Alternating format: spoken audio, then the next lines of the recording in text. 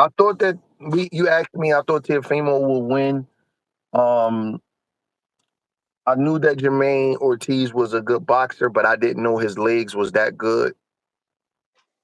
He got incredible legs. They was whatever strength and conditioning routine he was on, that was real, bro. They brought a guy His in there leg. for Cuba. Okay. That was his strength and conditioning coach or his boxing coach? Nope, his boxing coach is Puerto Rican. Um, Okay. but Well, yeah, he brought him in. whatever whatever they did, that was good work. That was good work. What you think about the Um, strategy of going southpaw and kind of trying to uh, maybe you think they were looking at the Sandor Martin film? yeah, obviously. And listen, Teofimo had a tough time with Loma the last half of the fight. Don't forget that. Yep. Loma came on um, from like 7 through 12, like a title weight. So I think that they looked at that.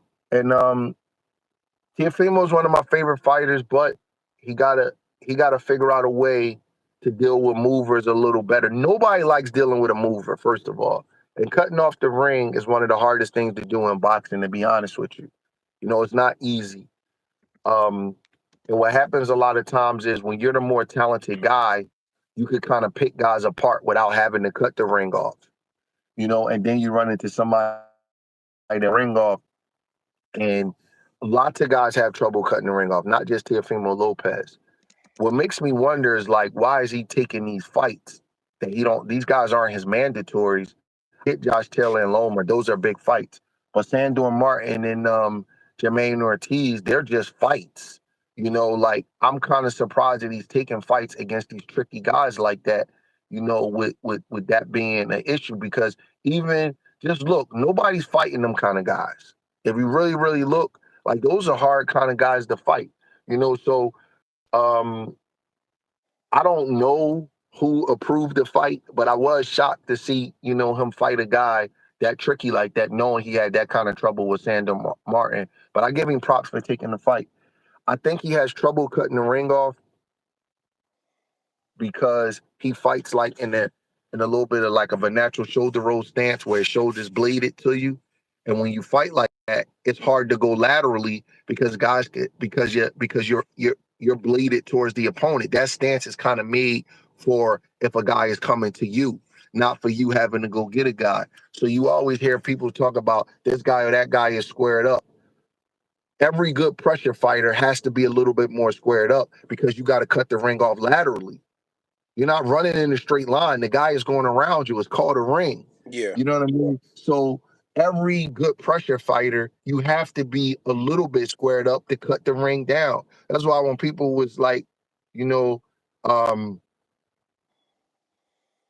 yeah, David Benavidez is easy. He fight too squared up. Bro, it ain't that easy.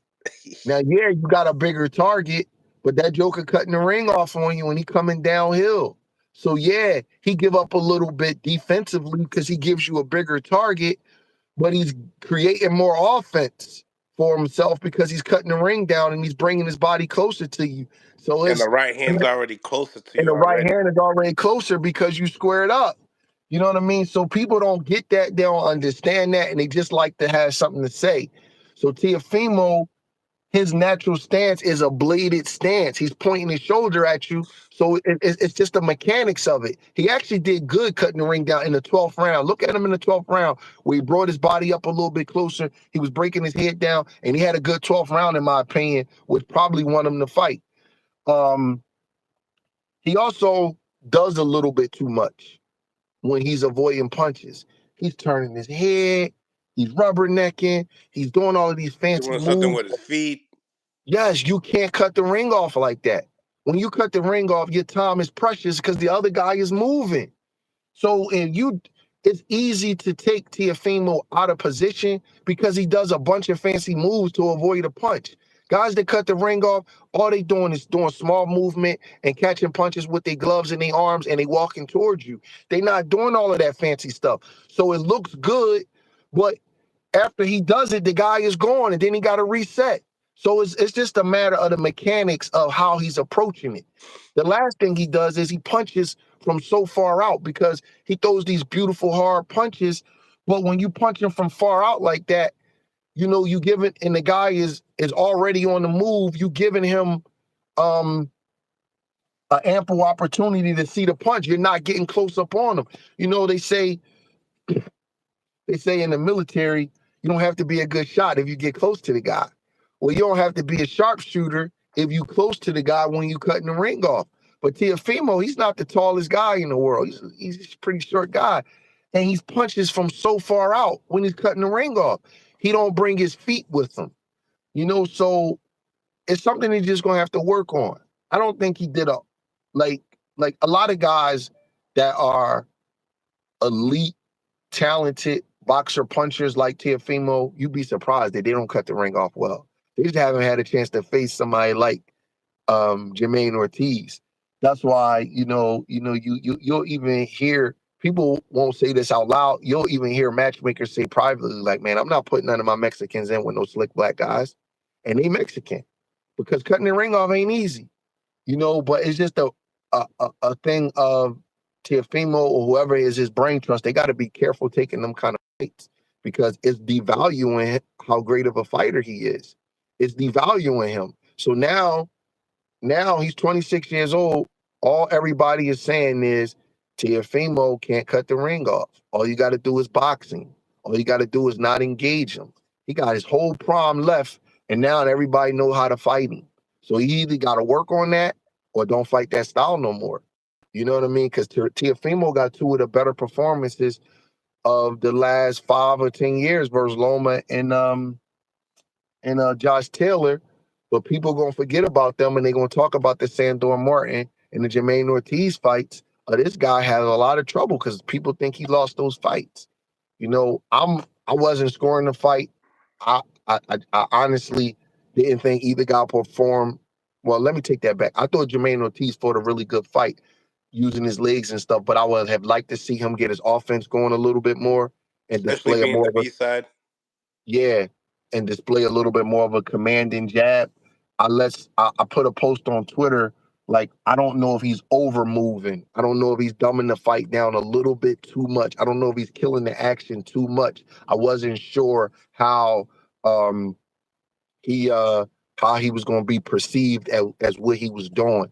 So unfortunately I was right. I didn't have a dog in the race, but I know the young man is disappointed because I'm sure he thought that he won. But I was just thinking like the perception of this is like these rounds is kind of close. They probably gonna give it to the more established fighter. And Teofimo was landing a good right hand to the body. That was probably the best punch that he could land throughout the fight. He was trying to slow him down with that shot.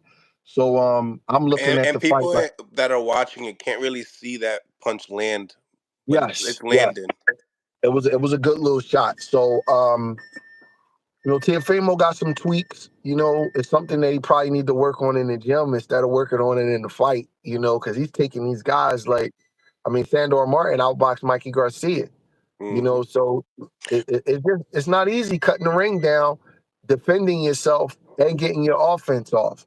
You know, but that's they got to figure that out.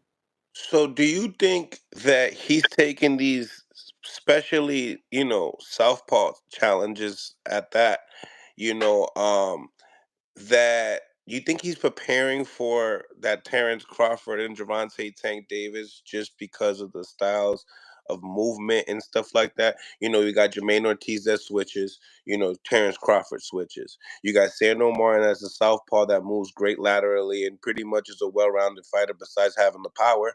And, Javante Tank Davis possesses all that with the power. What do you think? Maybe you think that's the case? He's always taking big fights. Um, I don't know. I've heard him say he wants to fight Terrence Crawford. Uh, that would be a tremendous challenge for him. And if he is, taking the fights, then kudos to him. I respect him for taking a tough style matchup because those guys are not big names, but they tough style matchups. So I respect that. You know what I'm saying? I'm not like saying he shouldn't take those fights. I'm just saying that he's taking those fights and he's not looking good. So he got to kind of, the performances are devaluing how he's perceived in the public. Um, Unfortunately for him, nobody is going to take him serious as far as beating Terrence Crawford if he's struggling with Sandor Martin and Jermaine Ortiz. So there's a flip side to that. So he gets total props to me for taking the fight. But can you sell Teofimo Lopez moving up to 147 pounds, fighting Terrence Crawford on pay-per-view as a competitive fight? This is a business. Got to sell or they can't get paid.